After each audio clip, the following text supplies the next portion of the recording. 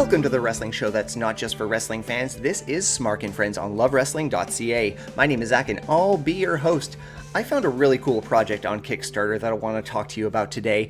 It's a tabletop board game that's stylized in pro wrestling gameplay. Now, you know I love professional wrestling, but I also really love tabletop gaming. So backing this one was an absolute no-brainer, but I went a step further, and I've invited the developers to join me on today's show.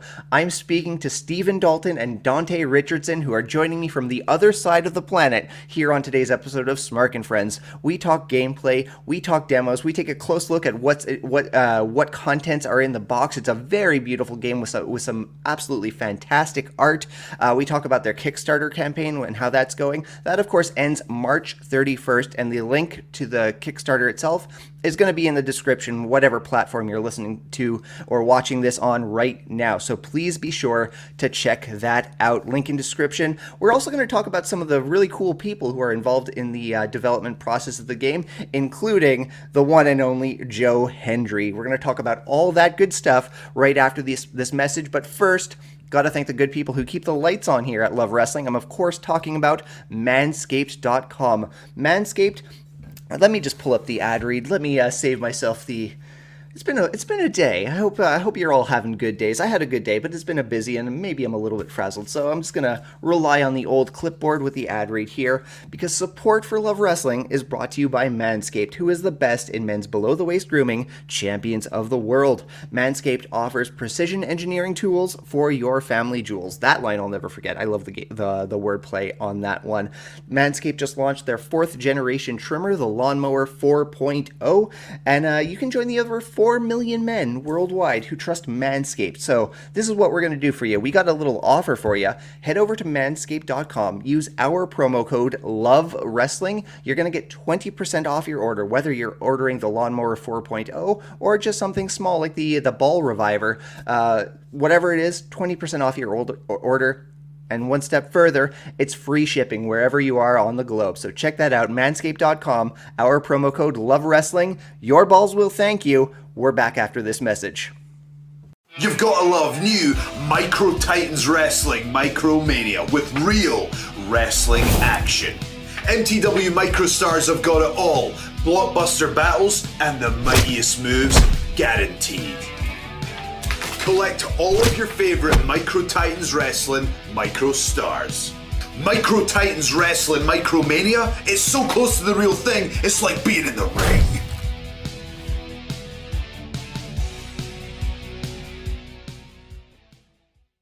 And we are back. Joining me today are the developers of Micro Titans Wrestling MicroMania. Introducing first from Leeds, the vision holder and creator, Steven Dalton. How are you, friend? Hey, doing very good, thanks. Excited to talk to you guys about our little pet project here. MicroMania. Can't wait to pick your brain all about this. Secondly, one of the game's collaborators and editors with our friends at Inside the Ropes magazine from Middlesbrough, Dante Richardson. Friends, how you both doing? We're good, man. We're excited to tell you about. Yeah, glad to have you. Thank you so much for making time. It's one of the conveniences of this remote recording era. Before everything, went south, I was always focused on recording with people in Montreal and whatnot, but it's great to speak with content creators, creating wrestling content all around the globe. Yeah, it's good to be here. I mean, it's taken down a door that was previously pretty big and hard to get around. It'd be quite a trip for us to bring one of these over to Quebec to speak with you. Maybe a few years down the road or whatnot. Yeah, I'm down. Yeah. So again, gentlemen, I want to pick your brain all about Titans Wrestling. But first, it's been something of a hot week for professional wrestling. We had a great pay-per-view with AEW. We are, of course, on the road to WWE WrestleMania. What's got your eyes on wrestling these days? Dante, I'll defer to you first. Sure, well, it's got to be Steve Austin, right? I mean, as we record this, he's just put a video out saying he's going to be at WrestleMania, and I think everyone's kind of wondering what he's going to do. From the sound of it, it sounds like he's going to wrestle, which, if you'd said at the start of the year that Austin would be wrestling at Mania. Cody would be leaving AEW. You know, you'd get good odds on it, right? People would think you were crazy. So, yeah, I think it's a fascinating time. WWE's making some big moves at the moment. They kind of have to because AEW is so hot, and it's the best it's been since what, 98 probably, I would say. So, good time to be a wrestling fan, I would say. Yeah, absolutely. It's kind of funny that like Cody Rhodes is debuting, Steve Austin is coming back, all before Veer can even get on screen with all these Veer is coming vignettes. He's Emelina too, isn't he? You know, he's got no chance. Bless him. I don't know. I feel kind of bad for the guy. He's kind of like a meme more than he's seen as a wrestler. Hopefully that changes for him.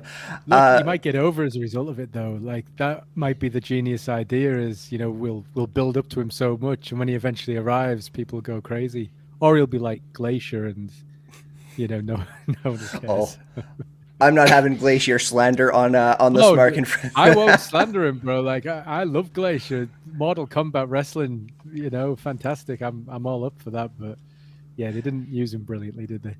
I have to agree to that. Steven, what's on your screens these days? So I've just finished just before we got on here watching AEW Revolution. I don't watch a lot of modern wrestling, but that absolutely blew me away. I mean, I've been a Danielson fan since his early Ring of Honor days, a Punk fan since his early Ring of Honor days and the days of Punk versus Joe, and this show just absolutely blew my mind. I didn't know wrestling was up at that level right now. Absolutely. My go-to stuff is late 80s, early 90s, nostalgia, WWF. Like, I watched Rumble 92 over the weekend, and I've never been happier. Right on. I mean, you talked about Ring of Honor. They had that great throwback with Punk coming out to the AFI song "Miseria Cantare." Man, I don't know about you, but I had full goosebumps during that moment. Yeah, absolutely. I had it spoiled for me prior because I saw a picture of it, but I didn't know he came out to the music as well as in the white gear, the shorts and everything. He looked so right, so good. And what a match as well, man. Oh, Ring of Honor is another one though, right? Like Tony Khan's just bought Ring of Honor. I mean, it's yeah. A ridiculous time. It really is. But yeah, that was a hell of a show. That was a hell of a show. It really was. And I'm really excited about this whole Ring of Honor prospect. I thought there would be some maybe influence, maybe a couple run-ins during the pay-per-view, but by no means was I disappointed by that card. It was a hell of a show. But Steven, you were just talking about the golden age of wrestling. Your game's aesthetic kind of takes clues from the golden era. You know, Hoss-sized wrestlers, big colorful costumes on the avatars themselves. So was this the era that you both started watching? Dante, I'll ask you first. Yeah, I've been watching since '91, which is kind of when it got big over here in the UK. I know it was kind of dying, you know, in North America at that point because of all the various controversies and things like that. But yeah, in the UK, wrestling was red hot in 91, 92. And I think that's kind of when everyone over here got into it, either then or in 2000 when it started to air on sort of regular, your equivalent of network TV, I guess. It got big again. So yeah, I love that era. It's the era I revisit more than anything. You know, I can watch the Warlord and Giant Gonzalez, you know, all day long, and would choose that head of modern New Japan. You know, I'm that guy, and so's Steve. So you know, it's an era we love. It's just so colorful. It's so bright. It's so much fun. It's so innocent still as well, and it's so like it's proper wrestling, proper stories. I imagine like the colorful. Well, again, you speak in high regard of the era. Must be why you chose that era for the aesthetic of the game. Yeah, Steven? Absolutely, yeah. I mean, it's not just the nostalgia for us. Although some of my earliest memories are of watching like Survivor Series 89, 90 with my older cousin who was introducing me to it, and seeing these larger than life superhero characters absolutely blasting each other in the ring. It was so out of this world and so cartoony, but in a believable in your 10-year-old head way. So yeah, that's what we hold fondest. I think MicroMania for us it's a love letter to that era. It's us living that nostalgia and hoping that other people can get hold of it as well, and offering a way for people to revisit that era. Absolutely, very like again. I loved exploring the artwork on the Kickstarter. It truly just resonates like 80s slash early 90s pro wrestling. Dan, was that important to you as well? The that particular aesthetic? Yeah, man, because that's what everyone's nostalgic for, right? You know, it's no people aren't nostalgic for 2010. Not yet. You know, there might be in 20 years. I don't know. I mean, my wife started watching in 2005, and I always ask her, like, how did you even get into wrestling? Like, why did you even start liking it? You know, because by then I was like, oh man, it's not as good as it used to be. But no, it was very much a let's start at this era that we love so much. It's so easy to represent that, I think, with the game, because like we've said, there's a lot of colors, there's a lot of sort of muscles rippling, you know, there's a lot of that kind of, you know, aesthetic it's immediately apparent when you see it, you know. So it does work very well for the game. It lends itself well to being reproduced in that kind of form. And you know, when we were coming up with the game, I think we had a day when we were going through the moves, and I remember we were talking and just said, like, look, let's just go through Survivor Series 87, 88, 89. And if a move doesn't appear on those shows, let's just not have the move in the game, you know. So it's got to be stuff that you could have in the 80s. So there's no, you know, twisted moonsaults, there's no dives, there's none of that in the first season of Micro Titans. No stacked Canadian destroyers from the top turnbuckle off of their other opponent's back. No, not yet. But the ironic thing is, like, Steve and I, and we do kayfabe this sometimes, but we did used to be wrestlers in the UK for a few years, and that's the kind of stuff we used to do. Like, we used to beat the shit out of each other, you know, repeatedly on a weekly basis, and it's one of our go-to high spots was the destroyer off the top. You know? So it's like, but we hate that shit, and it's like, well, let's not do that. Maybe in the indie edition of the game 10 years down the line. Eh? Yeah. Future season of the game. Exactly. Yeah.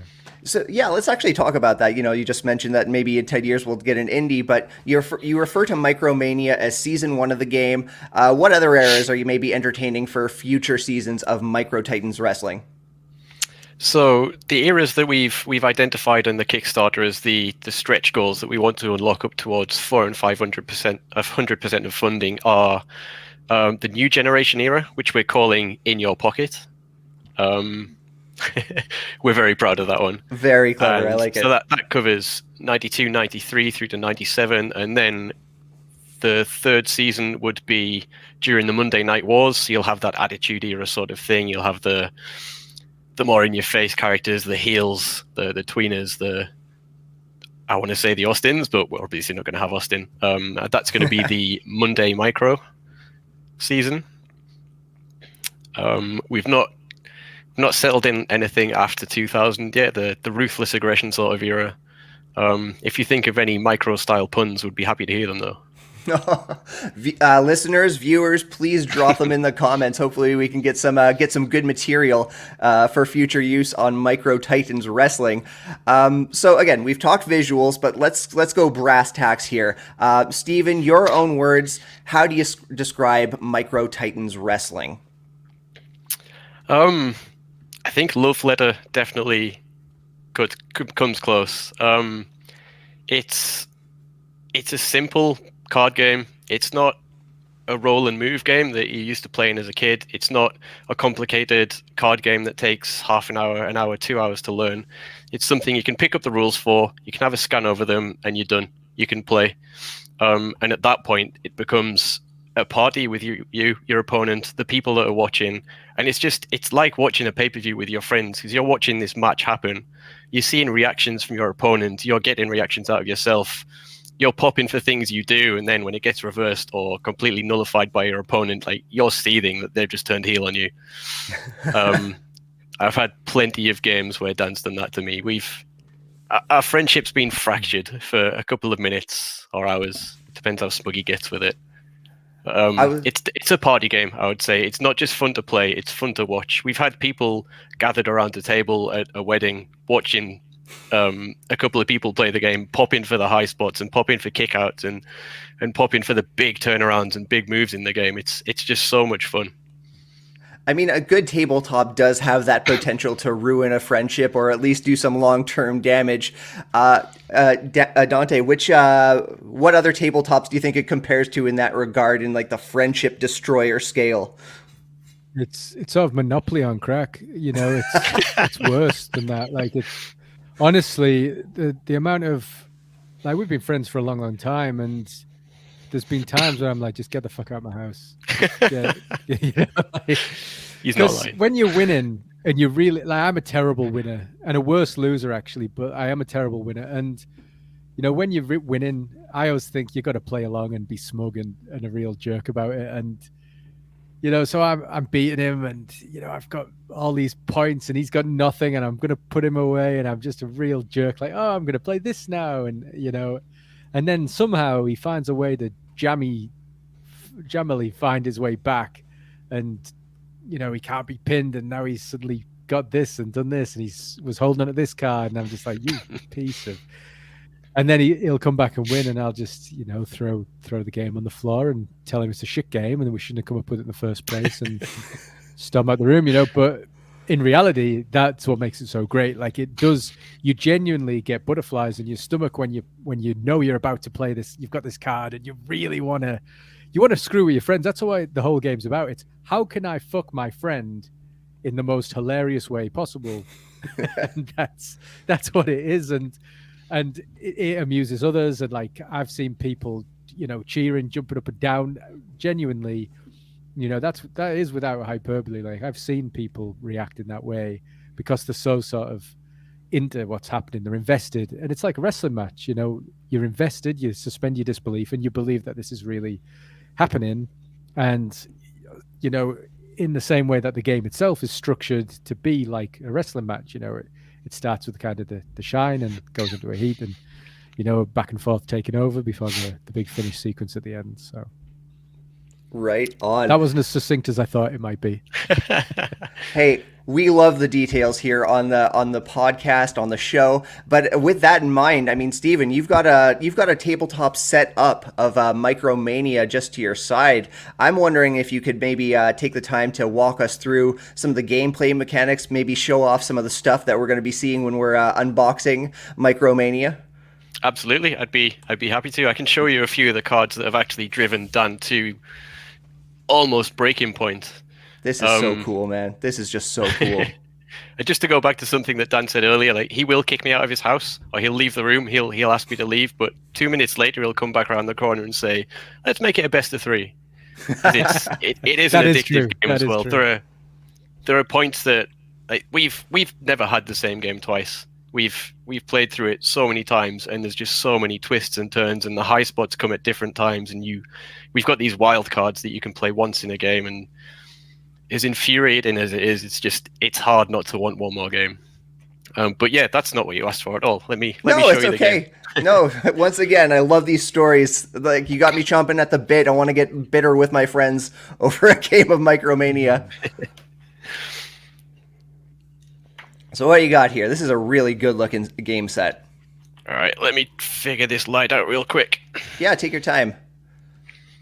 Okay, so this is everything you would get in the game, plus the premium extras that we have available on Kickstarter right now. I should probably say the Kickstarter's active at the moment until the 31st of March.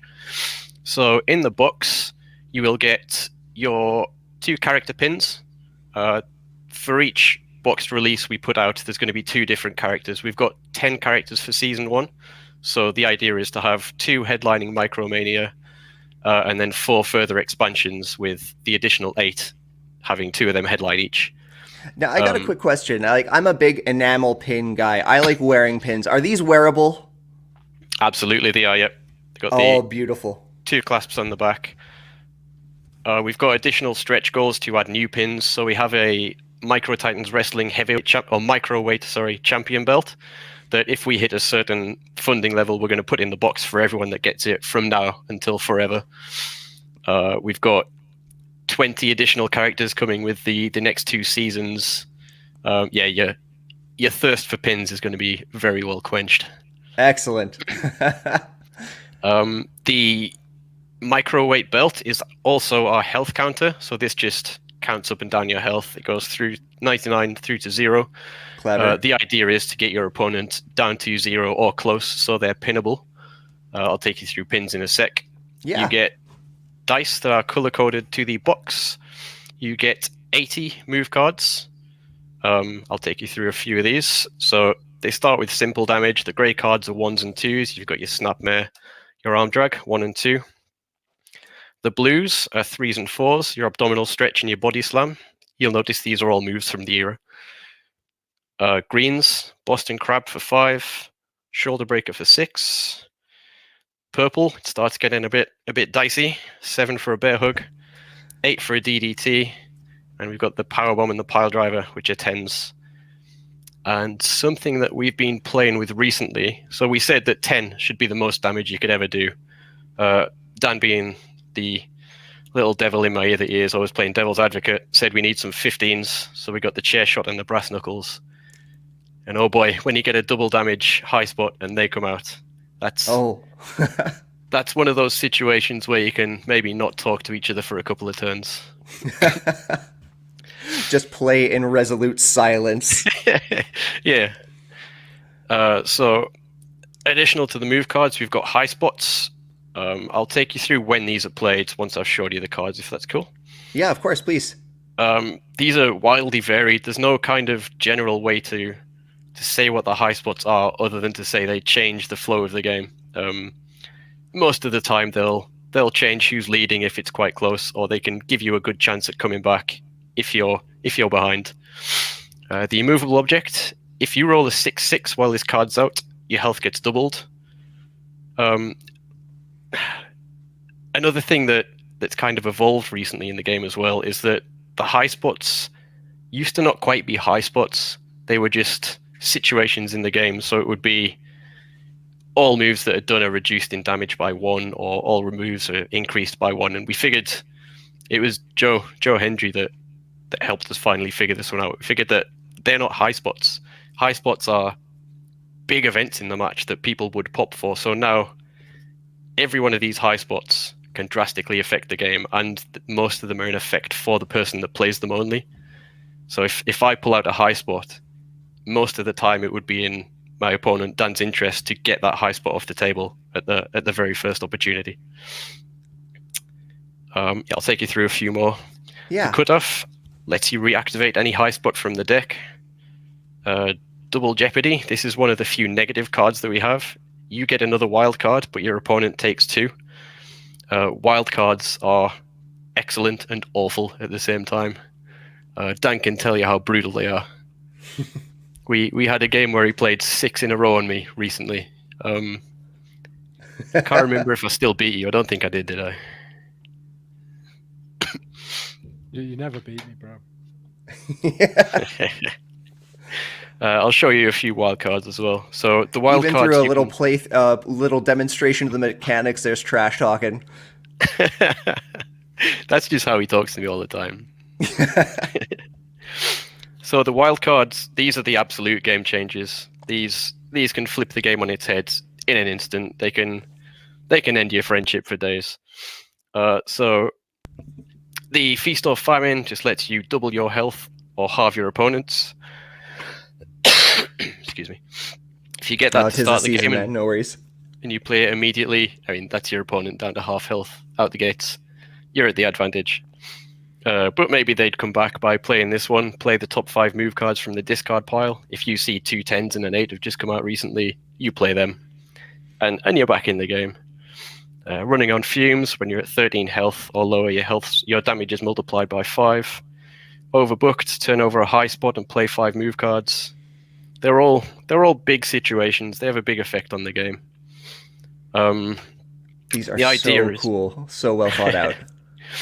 The idea, like, there's a lot on the table there, but one of the core concepts when we've been coming up with the game from the very start, like a year ago, is that it's got to be simple. You've got to be able to read the rule book and just play.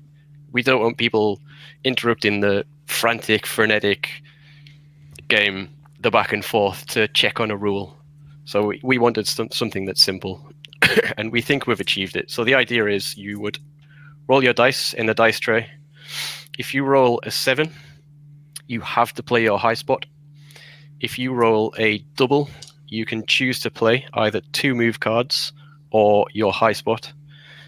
Anything else, so 1 through 6, that's not a double, and anything above 7, you play 1 move, and that's it. To start the game, you take the top 3 move cards, and you've got the top high spot. That's your hand. You always replenish your hand to 3 moves and 1 high spot when you're playing. And you also get your 1 wild card, which you can play at any time. It's good to just save your wild card, even if it's not something for the late game. It's good to just save it to watch the other person sweat while they're thinking about what it could be. I know Dan hates it when I've got 2 wild cards turned over. He doesn't know what they are. That's a fun one to watch him sweat out. The only other part of the game is the end game when you're playing for pinfalls. So when you have your opponent down to 0 health, if you are rolling for doubles at that point, any double that's higher than your opponent's health pins them. They then get 3 chances to kick out of that pin by rolling a double or higher than your double.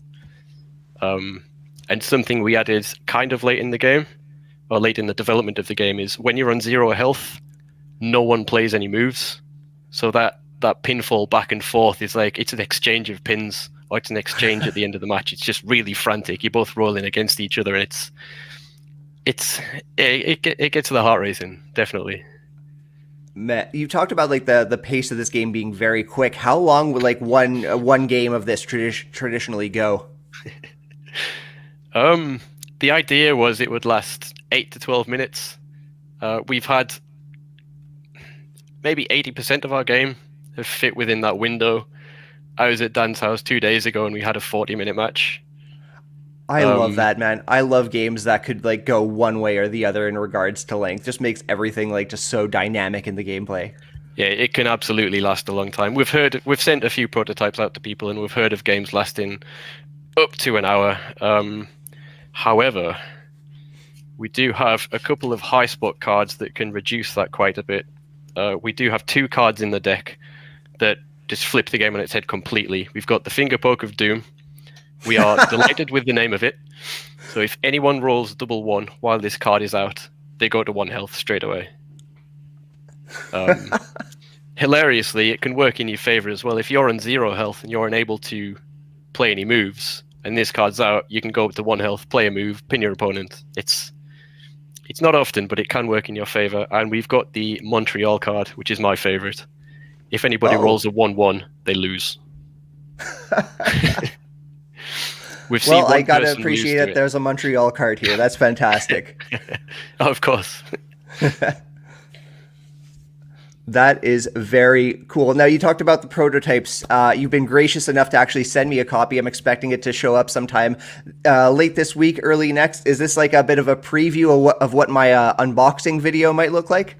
Absolutely. You'll have everything here apart from the dice tray and the playmat. Unfortunately, it was a little bit too pricey for us to get 50 of those made too. So you'll be getting everything that's in the box. That is. But yeah, we'd love to see you have a look through all the cards, and hopefully we'll get some more reactions out of you when you read some of their names and effects. Oh, I'm going to have a blast. One of my neighbors happens to be one of the people who work here with us here at Love Wrestling, so I'm going to take the time to do a gameplay video with him and whatnot. That would be incredible. Dude, this is a good-looking game and looks like tremendous fun. I gotta ask, how are you feeling about the progress over on Kickstarter right now?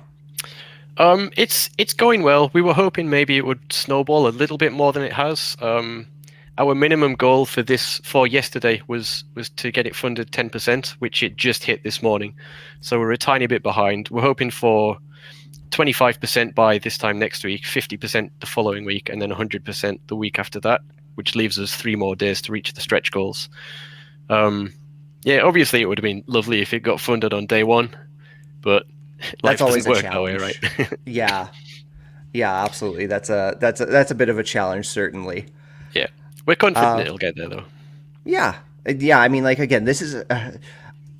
I have friends who don't watch wrestling. In fact, I talk to a lot of them on this podcast about things that are like peripherally related to wrestling.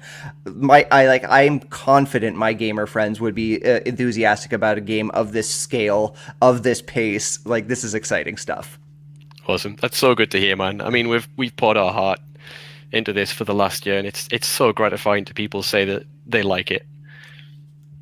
It's music to my ears. You're going to make me weep.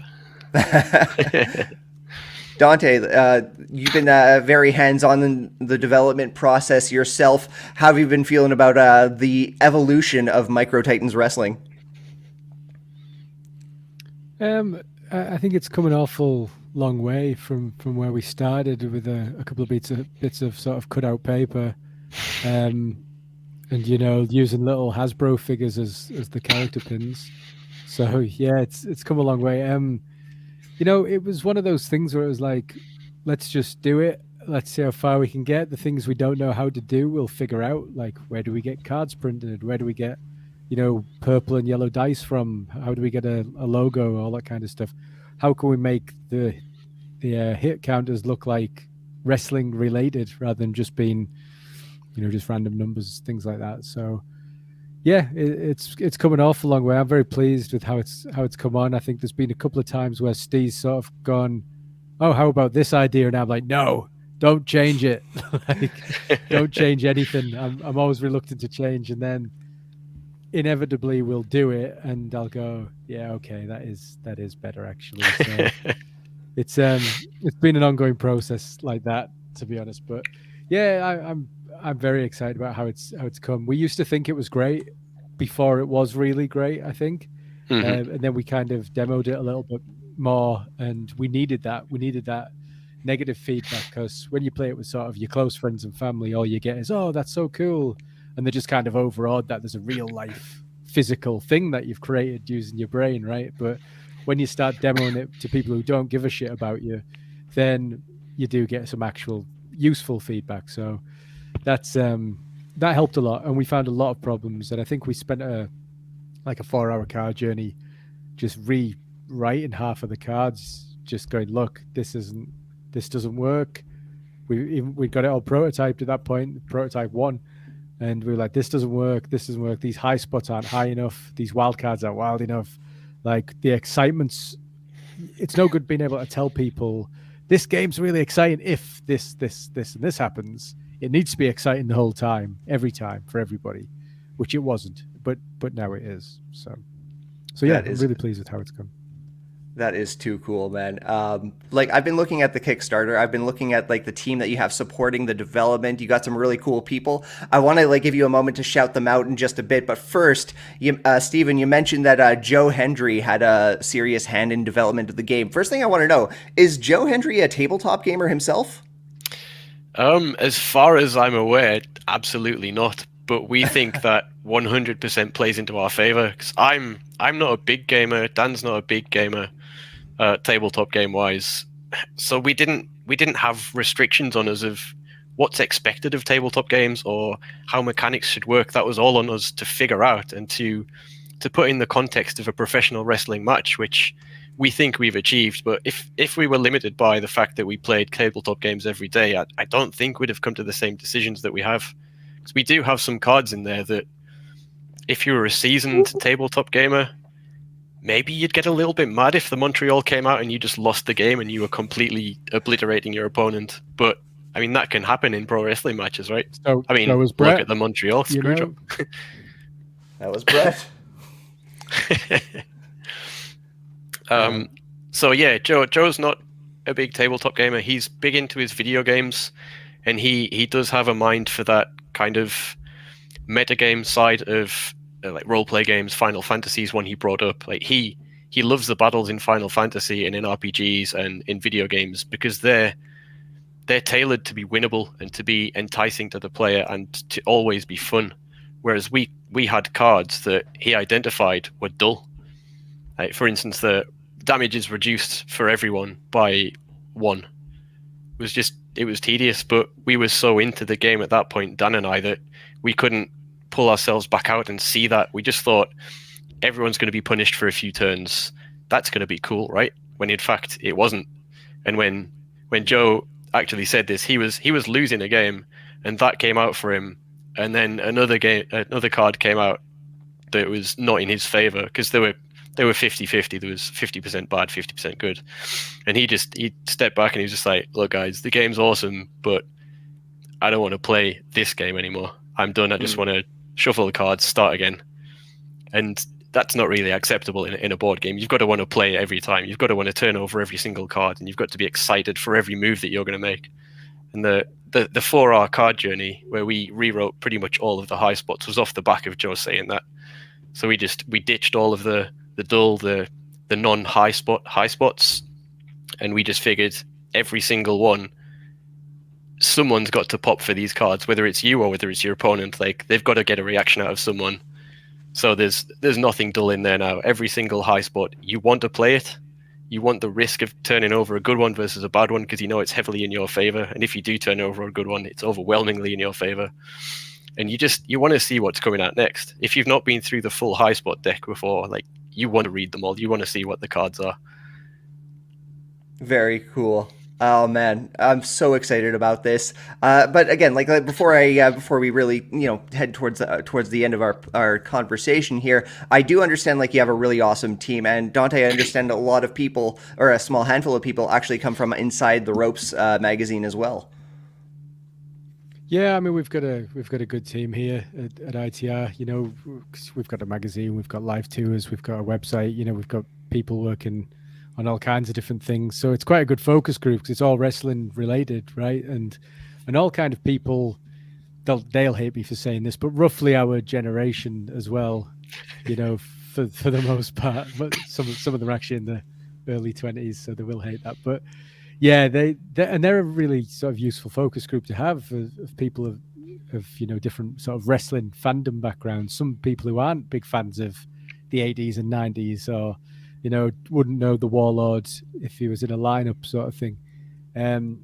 So playing with them was helpful, very helpful. And, we got a lot of great feedback from that crew, and, a lot of support once it goes, once Kickstarter went live as well, in terms of pushing it out and letting the world know about it. So, and, we did a feature in the magazine about it as well, to sort of spread the message, I guess. And yeah, it's been great. Friends of ITR as well have chipped in and helped out, and are in the process of doing so. So it's been very useful to have that.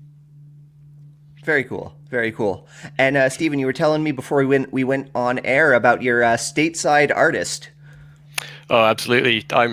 Every time I get an email from Carlos Aurelio, our artist who's over in Florida, it blows my mind. He's so talented. He's worked professionally in art for quite a while, I think. He's worked with Marvel. He's worked creating wrestling art, and if you just look at the box art for this, man, it's absolutely fantastic. I mean, we asked him to capture the late 80s, early 90s cartoonish superhero villain versus good guy feel, and you look at the two on the cover, he's absolutely smashed that out of the park.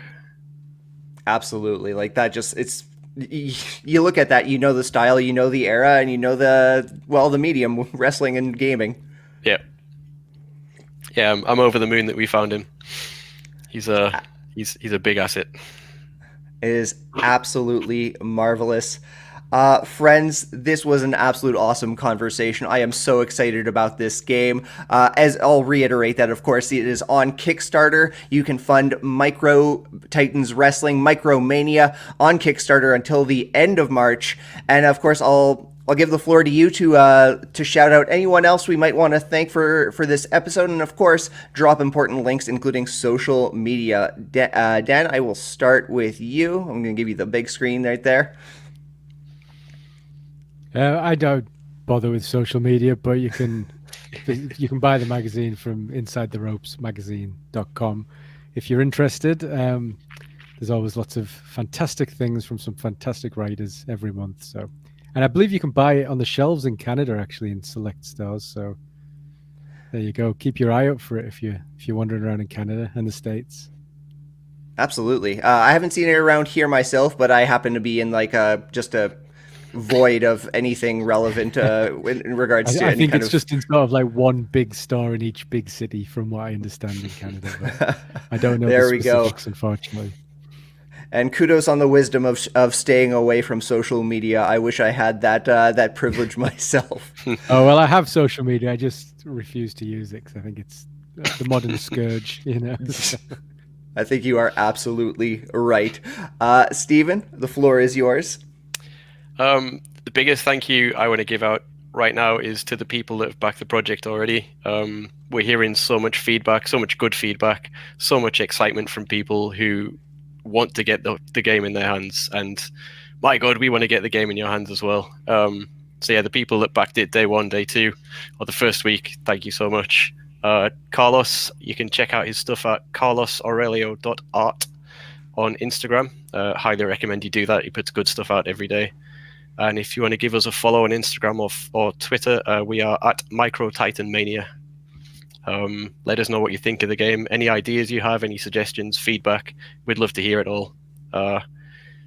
We know the game's great, but we know it's not quite finished yet, so we'll take on board everything that the community can throw at us, and we'll make some decisions to make it the best possible wrestling game anyone's ever seen. Tremendous. Once again, this was Steven Dalton and Dante Richardson discussing Micro Titans Wrestling MicroMania, currently on Kickstarter. Do check that out. Gentlemen, I thank you both for your time and taking the time to speak with me today. It's been our pleasure. Can't wait to see what you make of the game when you get it in your hands. Me as well. Yeah, film yourself playing the game. We want to see it in action. That is very much the plan. We're going to get the wordsmith from the Love Wrestling team. We're going to get some cameras set up, and we're going to get a couple solid playthroughs of Micro Titans Wrestling, and I'm so excited for it. Just make sure you've got nothing that keep requires you to be in the expensive same away room from it, tomorrow, yeah. the day after.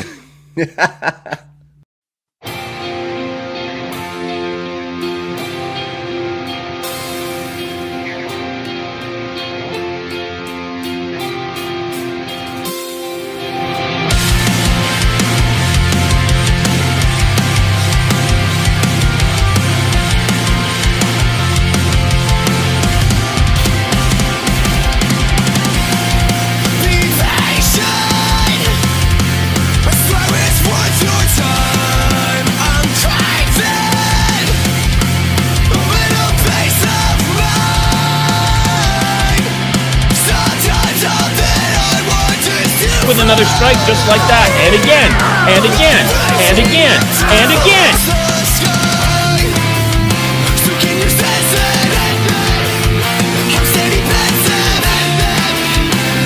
Serious position here. What are we looking at? Oh!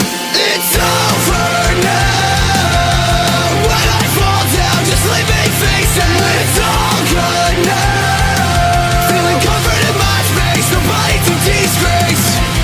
Cause I'm safe and sound. The surfboard. Oh my God! It's over now. Hearts on the ground. Frustrated. But the flame my ears burn safe. Learning that what I hear is not really what they mean. That's bad. It's so bullet that I haven't been better since I can't even remember. It's over now. When I fall down, just leave me facing. It's all good now. Feeling comfort in my space, nobody to disgrace. Additional support for Love Wrestling is brought to you by RK Athletics. If you're in the Edmonton area, you gotta reach out to Rich King to start chasing your fitness goals, whatever they might be. Visit rkathletics.ca. Even just drop him he's a casual guy, is Rich King. You can drop him a DM over on Twitter or on Instagram at rkathletics1. Whatever your fitness goals might be, let him know what they are, and he's gonna help you start pursuing them. Start chasing your dreams with RK Athletics. And I'd also be remiss if I didn't shout out this little shirt I'm wearing. As you can see, Smark and Friends finally has a t-shirt after all of these years, and I'm very excited about it. You can get yours at the Love Wrestling store at whatamaneuver.net. Check it out. And again, we got lots of great shirts at the Love Wrestling store, but I'm particular about this one, if I do say so myself. big thanks to Steven Dalton and Dante Richardson of Micro Titans Wrestling MicroMania, the development team behind this really promising game that I really want people to check out because I'm excited to play it. As mentioned, they've been kind enough to send me a prototype of the game, so keep an eye on this channel. I might be playing it on Smark and Friends. Maybe I'll be playing it on Blowing Off stream here on Love Wrestling, but I promise you some content is going to come out of that prototype. Maybe an unboxing, maybe a couple playthroughs.